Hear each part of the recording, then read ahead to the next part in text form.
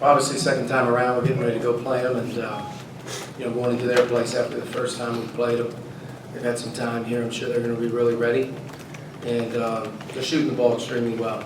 I mean, coming into the game, our first time, it was a huge concern as a three-point line, and I think they've continued to really shoot the ball well, across the board, not just one or two guys, but across the board.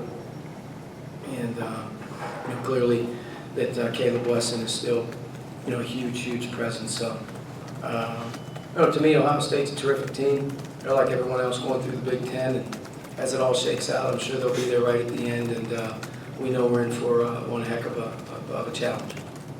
Sure.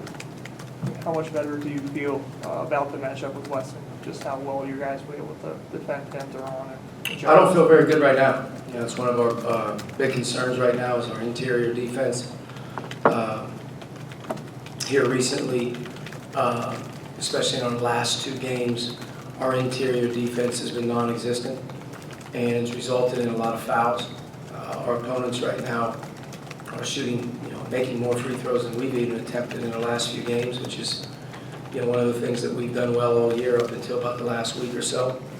And being able to defend inside against him is where the game starts and stops because of the way that he posts and they play around him. So if you're going to allow the ball in at will, if you're going to, allow him to operate, he's going to cause a lot of problems. So it's a huge concern going into game two.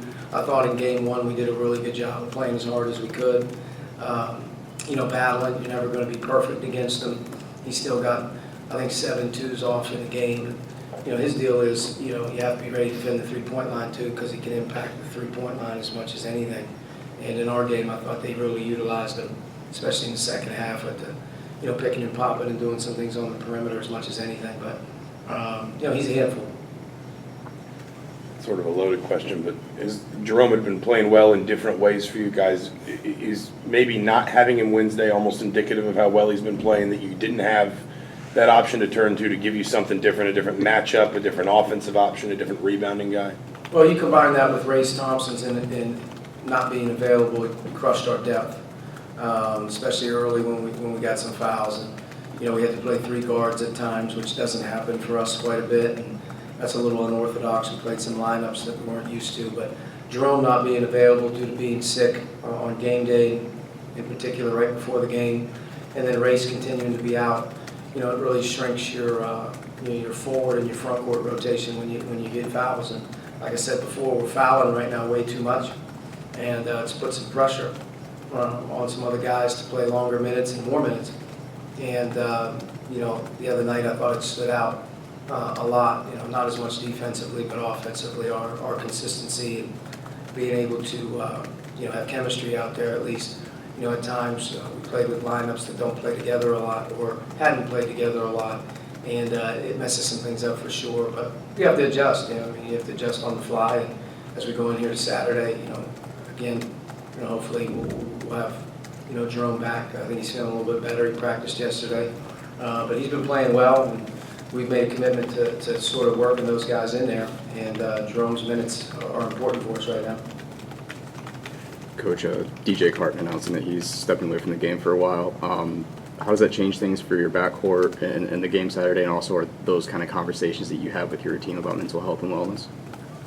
There's no more important issue in collegiate sports, in particular, as we deal with college basketball with our players every day, than the mental side of it and mental health. It's a very serious note from our staff. Obviously, our thoughts go out to DJ, and hopefully he's doing well. Hopefully he continues to do well and gets back as soon as he can for himself. But, if you just look across the board in the NBA and you start to see some of the guys that are talking about it now, it's becoming more of a thing. And in this day and age, kids have a lot on their plate, and you never know what somebody's going through on the way up before they get to you, or what's going on, inside of them. And, as a coach, I've had a few experiences with some guys that have had some trouble, and lost a player, Matt Becker, a few years back to a death. And you think about the times that he was with you and the times that he wasn't, and you just wonder to yourself, could you have done more? Now, times have really sped up, since 2015 14 or 15, 4 or 5 years later now, it's much more prepared and you're much more equipped as a university and as a staff. And it's more serious when somebody, has something, but nothing's more serious, nothing's more important, and nothing should be taken more serious when it comes to, that type of stuff. And you just never know. There's a lot of guys that, go through a lot, and you look down the line, what happens when you don't deal with it. It can be really impactful and catastrophic, really bad. And so hopefully, like I said, our thoughts go out to DJ and his family, and we need to get him back as soon as possible. He's a great kid. He's a great player. In terms of the game, it won't change our approach much. As you look at their backcourt with Walker, Washington, Muhammad, they're playing Arns a little bit more now. They're equipped to handle a guy being out. They've done it all year long. And those other guys at the beginning of the season were playing outstanding basketball, so they'll pick it up for them. And, for us, it won't change our approach much. All of their perimeter players are really good. Talked a lot about the backcourt this season, but specifically for Armand, how have you seen him grow on both ends of the floor and with confidence as well as he's kind of grown into a bigger role? Armand's doing a good job. He's one of our, to be honest with you, you take away the label of freshman and inexperience, and sometimes as a coach that plays in your mind in playing time and, the amount of rope you give a guy sometimes. But he's starting to earn that rope where he should be able to play more. I think defensively, he's as good as any guy we have in terms of off ball. I think he's drawn close to 10 charges on the season, which is probably 10 more than anybody else on our team has, which is a credit to him. His positioning is pretty good, and he works hard, on the ball as well. He's not perfect, but he's as good right now as we've got in terms of accountability. Offensively, like I've always said, he's a really good player, and he's a smooth player. At times, I think as a young player, you try to find your way through games, but as we hit February, if you look last week against Maryland, and as you look against Michigan State in particular, he made big plays for us. He can pass the ball. He's adept at scoring. His shot and his percentage aren't what it is, but he's capable of hitting shots for us at times, and when he does, we're better. But I'm happy with Armand. I think the month of February will play a big role for him as he continues to go, and I anticipate him playing a big role for our team coming down, which should pay dividends for a young player to be able to play this much as a freshman. You mentioned after the game the other night about Penn State had a week off and Ohio State does too. Can you talk just a little bit though was fatigue a factor in that game at all in the second half? No, I don't think fatigue played a factor at all. If you watch the film like we have closely, our guys competed and played hard. We ran into a roadblock offensively where we weren't very good, and we shot ourselves in the foot with the turnovers that changed the game. Not the turnovers that are out of strength, but the turnovers that are out of weakness. And we had a lot of weakness turnovers in the game. We talked to our team about that with the poise that you have to have. And 21 points off turnovers. If you look at our Maryland, Rutgers, and Penn State game, there's a very similar theme in that, which is turnovers leads to baskets, which we can't defend. But in terms of our effort level, I thought guys played pretty hard. Our first shot defense was pretty good. We could have got a lot more 50-50 plays and ground some balls out, but our defensive numbers, when you look at it, other than fouling, which was a big negative, especially late, we caved in mentally, we started to panic and foul unnecessarily. But if you look at it, they shot, under 40, under 30, and they really didn't have a good line at the foul line. So, we defended pretty good at times.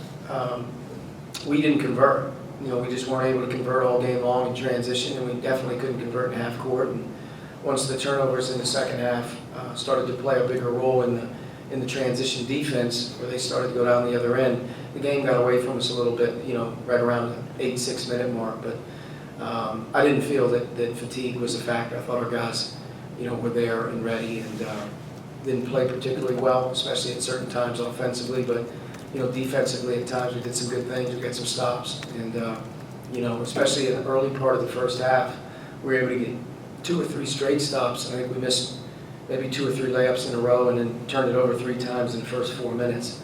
So it sort of got away. But it was still 51-46 with, 12, maybe 8. It was a workable game. We just couldn't get grip on ball security in the second half. And, at the under 8, under 6, under 5, we sort of caved in free throw line-wise in terms of putting them to the line. It just was we had some unnecessary fouling. A lot of it's discipline. A lot of it was mental and panic.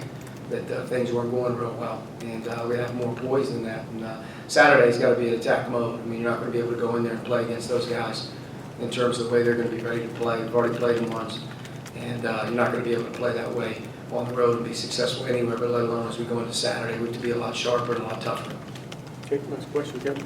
Coach, you talk a lot about attack mode, and some of that, I guess, is getting to the free throw line. I think Yeah. you're a little exasperated about that. Yes. Have you evaluated that, and what can you do maybe in terms of attacking more to kind of get to the line a little more in this game than the last 2 weeks? You know, it's been something we've been built on. If you look at our first game against Ohio State, the free throw line played a big role. I think we shot 36 free throws. Now, we missed a ton, but we shot 36 free throws in the game. And you look at our aggressiveness and transition on the glass and the post on our drives. We played with great toughness on offense. That hasn't been the case here recently, in particular against Maryland and in particular on Wednesday at Penn State. We're playing very soft around the basket, and you're not going to get calls when you're playing away from the defense. The defense is physical in this league, and you have to be able to play through the contact. And right now we're not responding to that contact here in the last couple games.